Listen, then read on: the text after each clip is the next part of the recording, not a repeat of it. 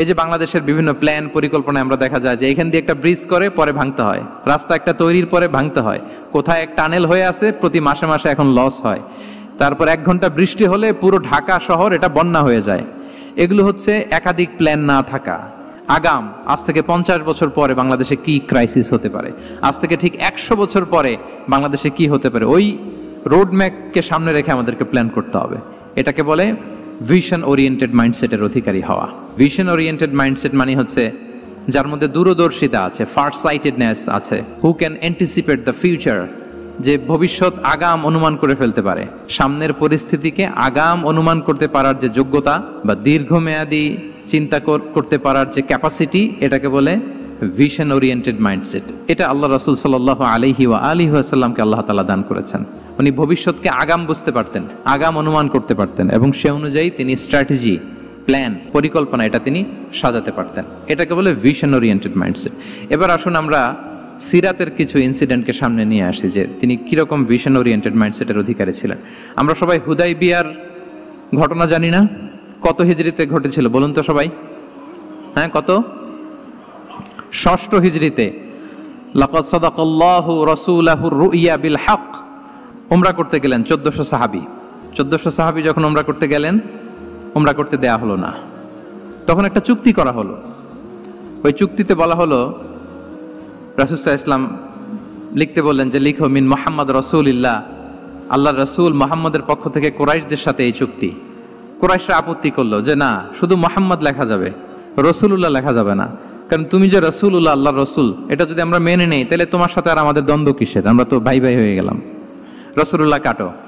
সাহাবারা কেউ রাজি হয় না, বিশেষ করে ওমরে ফারুক রাদিয়াল্লাহু তাআলা, উনি রাজি হয় না, না না এটা কাটা যাবে না। রাসূল সাল্লাল্লাহু আলাইহি ওয়াসাল্লাম অনেক বলে কয়ে বুঝালেন যে না, দীর্ঘমেয়াদী চিন্তা করতে গেলে আমাদের এখন একটা শান্তি চুক্তির দরকার আছে, যাতে করে আমরা আমাদের গ্লোবাল নেভিগেশন সিস্টেম, দাওয়া সিস্টেমকে আরো স্ট্রং করতে পারি।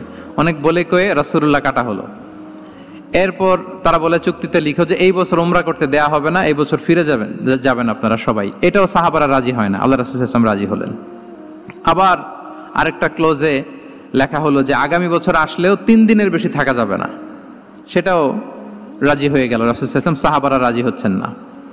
এরপর মক্কা থেকে কোনো লোক মদিনায় গেলে মদিনাবাসী তাকে রাখতে পারবে না, ফেরত দিতে হবে। কিন্তু মদিনা থেকে কোনো লোক মক্কায় আসলে মক্কাবাসী তাকে ফেরত দিতে বাধ্য থাকবে না। দেখেন, একটার পর একটা মুসলমানদের বিরুদ্ধে সব ক্লোজ যাচ্ছে।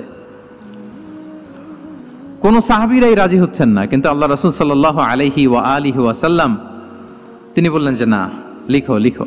উমরে ফারুক রাদিয়াল্লাহু তাআলা আনহু এতটাই রাগান্বিত হলেন, তিনি প্রশ্ন করলেন, ইয়া রাসূলুল্লাহ, আলাইসা আনতা নাবিয়্যুন হক?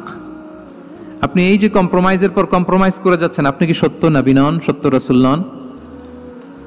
আলাসনা আলা দীনিন হক, আমরা কি সত্যের উপর প্রতিষ্ঠিত নই? আলাইসাল কুরআনু কিতাবুন হক, তো সব যদি সত্য হয় আপনি কেন এগুলো মানছেন? রাসূল সাল্লাল্লাহু আলাইহি ওয়াসাল্লাম বললেন যে ওমর, তুমি বাদ সেদো না, মেনে নাও। মেনে নিলেন এবং এই মেনে নেওয়াটাকে আল্লাহ ভিক্টরি বলে ঘোষণা দিলেন, বিজয় বলে। আল্লাহু আকবার। ইন্না ফাতাহনা লাকা ফাতহাম মুবিনা।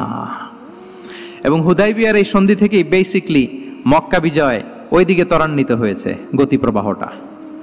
কারণ রাসূল সাল্লাল্লাহু আলাইহি ওয়াসাল্লাম অনেক দূর দেখেছেন, সাহাবারাই সামনের কিছু বিষয়ে তারা খেয়াল করছেন, কিন্তু রাসূলুল্লাহ সাল্লাল্লাহু আলাইহি ওয়া আলিহি ওয়াসাল্লাম তিনি অনেক দূর দেখতে পাচ্ছেন। আচ্ছা বলেন, 3 তলার উপর থেকে একজন একটা ভিউ দেখতে পায়, আর 30 তলা উপর থেকে আরেকজন একটা কন্ডোমিনিয়ামের উপর থেকে একটা পানোরামিক ভিউ দেখতে পায়, দুইজনের ভিউ দেখা কি একরকম হয়? বলেন, একরকম হবে? কখনোই হবে না। তাহলে 30 তলার উপর থেকে যিনি দেখবে তিনি একটা পানোরামিক ভিউ দেখবে, দ্য টোটাল সিনারিও তার কাছে ক্রিস্টাল ক্লিয়ার হবে, যেটা সাহাবা রিদওয়ানুল্লাহি তাআলা আলাইহিম আজমাইন ওনাদের কাছে ক্লিয়ার ছিল না। এবং ঠিকই এই যে এটাতে বেশি দিন স্থায়ীও হয়নি, 6ষ্ঠ হিজরি থেকে 8ম হিজরি, মাত্র 3 বছরের ব্যবধানে রাসূল সাল্লাল্লাহু আলাইহি ওয়াসাল্লাম যত রিজিওনাল সুপার পাওয়ার ছিল, ওয়ার্ল্ড সুপার পাওয়ার ছিল, পার্সিয়ান এম্পায়ার, তারপর Roman empire, Byzantine empire, Egyptian empire, সব এম্পায়ারদের কাছে চিঠি পাঠিয়েছেন, সালামুন আলা মান ইত্তাবা আল হুদা আসলিম তাসলাম। এবং ইসলামের এক্সপান্ড হয়েছে, ওনার গ্লোবাল নেভিগেশন সিস্টেম উনি চালু করেছেন। এর কারণ কি? উনি ছিলেন ভিশন ওরিয়েন্টেড মাইন্ডসেটের অধিকারী, দূরদর্শী, অনেক দূর দেখতে পেতেন, অনেক দূর তিনি দেখতে পেতেন, দীর্ঘমেয়াদী তিনি পরিকল্পনা করতে পারতেন। এটা হচ্ছে ভিশন ওরিয়েন্টেড মাইন্ডসেট যারা হয় তাদের ক্যারেক্টারিস্টিক্স বা ফিচার। আরো একটা উদাহরণ দেই, আপনারা কি বলতে পারেন যে আবিসিনিয়াতে আবিসিনিয়াতে নবুয়তি কত সালে সাহাবারা হিজরতে গিয়েছিল বলতে পারবেন কেউ? হ্যাঁ, নবুয়তি কত সালে? 5ম সালে। হ্যাঁ, নবুয়তি 5ম বছর ওনারা আবিসিনিয়াতে, বর্তমানে যেটা ইথিওপিয়া বা ইরিত্রিয়া, সেখানে সাহাবারা হিজরতে গিয়েছিলেন। এবং আবিসিনিয়াতে এই যে হিজরতে গেল, তারা সবাই মিলে ফিরে এসেছিল মদিনায় কবে? এটা কি কেউ জানেন? যদি কেউ জানেন হাত তুলে আওয়াজ করে একটু বলতে হবে, একটু ইন্টারেক্টিভ সেশন হোক দেখি। আবিসিনিয়ায় যারা হিজরতে গিয়েছিলেন সব শেষে দল বল সহ সবাই পার্মানেন্টলি মদিনায় শিফট করেছেন কবে? জি, আল্লাহু আকবার, মাশাআল্লাহ মাশাআল্লাহ। বসুন। খায়বার বিজয়ের দিন এসেছিলেন। আবিসিনিয়াতে যারা হিজরতে গিয়েছিলেন তারা মদিনায় ব্যাগ এন্ড ব্যাগেজ সবকিছু নিয়ে খায়বার বিজয়ের সময়, মানে 7ম হিজরিতে এসেছিলেন। তো রাসূল সাল্লাল্লাহু আলাইহি ওয়াসাল্লাম যখন মক্কা থেকে মদিনায় হিজরত করলেন, সব সাহাবারা মদিনায় চলে আসছেন। মদিনায় এখন একটা ইসলামিক সোসাইটি, ইসলামিক স্টেট। বদরের যুদ্ধে মুসলমানদের বিজয়, খন্দকে বিজয়, খন্দক তো 5মে। তারপরে ওনারা কেন আসে না বলেন তো? আসেনি। 7ম হিজরিতে এসেছেন। জাফর রাদিয়াল্লাহু তাআলা আনহুর নেতৃত্বে, সাইয়েদনা আলী রাদিয়াল্লাহু তাআলা আনহুর আপন ভাই, বড় ভাই, ওনার নেতৃত্বে যখন 7ম হিজরিতে প্রায় ওখানে যাওয়ার 15 বছর পর যখন তারা সবাই ফিরলেন, রাসূল সাল্লাল্লাহু আলাইহি ওয়াসাল্লাম এত খুশি হলেন, তিনি বললেন, মা আদরি বিআইয়িহিমা আনা আফরাহ বিফাতহি খাইবার আও বিকুদুমি জাফর। আমি কোনটাতে বেশি খুশি আজকে আমি জানি না, খায়বার বিজয়ে বেশি খুশি না আমার ভাই জাফরকে পেয়ে বেশি খুশি। আল্লাহু আকবার, এত খুশি হয়েছিলেন। তো এখন এমনি তো মনে প্রশ্ন জাগে যে রাসূল সাল্লাল্লাহু আলাইহি ওয়াসাল্লাম যখন মদিনায় চলে আসলেন, কোরআনের আয়াতগুলো নাজিল হয়, সালাত ফরজ হলো, যাকাত আসলো, সব হলো, একটার পর একটা হচ্ছে, ইসলামিক স্টেট, তো ওনারাই কেন আবিসিনিয়াতে পড়ে আছেন? প্রশ্ন জাগে না? ওই সময় একটা ক্রাইসিস মোমেন্ট ছিল, তখন ওনারা গিয়েছিল আবিসিনিয়াতে, কিন্তু আসে না কেন? ওনারা এসেছেন 7ম হিজরিতে। এর কারণ আবিসিনিয়ায় কিছু মুসলিমদেরকে রেখে দেওয়া, এটা রাসূলুল্লাহ সাল্লাল্লাহু আলাইহি ওয়াসাল্লামের প্ল্যান বি ছিল। কি ছিল? Plan B.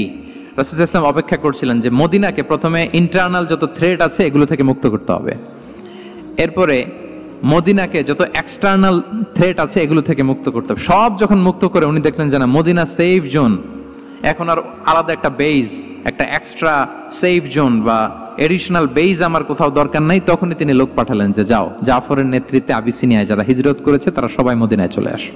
সুবহানাল্লাহ বিহামদি। তাহলে একটা প্ল্যানে কাজ করতেন না। আমরা তো এরকম করি, একটাই প্ল্যান। প্ল্যান কয়টা? এটা যদি ওয়ার্ক না করে শেষ, আমু নাই, সালাও নাই। কিন্তু রাসূলুল্লাহ সাল্লাল্লাহু আলাইহি ওয়া আলিহি ওয়াসাল্লামের প্ল্যান এ ছিল, প্ল্যান বি ছিল, প্ল্যান সি ছিল। প্ল্যান এ ওয়ার্ক না করলে প্ল্যান বি তে যেতেন, বি ওয়ার্ক না করলে সি তে যেতেন, এইভাবে তিনি কাজ করতেন। তাহলে এটা হচ্ছে বেসিকলি ভিশন ওরিয়েন্টেড মাইন্ডসেটের অধিকারী যারা, তারা এটা করে, যারা ফিউচারকে অ্যান্টিসিপেট করতে পারে, আগাম অনুভব করতে পারে যে কি হতে পারে সামনে। এই যে বাংলাদেশের বিভিন্ন প্ল্যান পরিকল্পনায় আমরা দেখা যায় যে এখান দিয়ে একটা ব্রিজ করে পরে ভাঙতে হয়, রাস্তা একটা তৈরির পরে ভাঙতে হয়, কোথায় এক টানেল হয়ে আছে প্রতি মাসে মাসে এখন লস হয়, তারপর 1 ঘন্টা বৃষ্টি হলে পুরো ঢাকা শহর এটা বন্যা হয়ে যায়। এগুলো হচ্ছে একাধিক প্ল্যান না থাকা। আগাম আজ থেকে 50 বছর পরে বাংলাদেশে কি ক্রাইসিস হতে পারে, আজ থেকে ঠিক 100 বছর পরে বাংলাদেশে কি হতে পারে, ওই রোড ম্যাপকে সামনে রেখে আমাদেরকে প্ল্যান করতে হবে। এটাকে বলে ভিশন ওরিয়েন্টেড মাইন্ডসেটের অধিকারী হওয়া।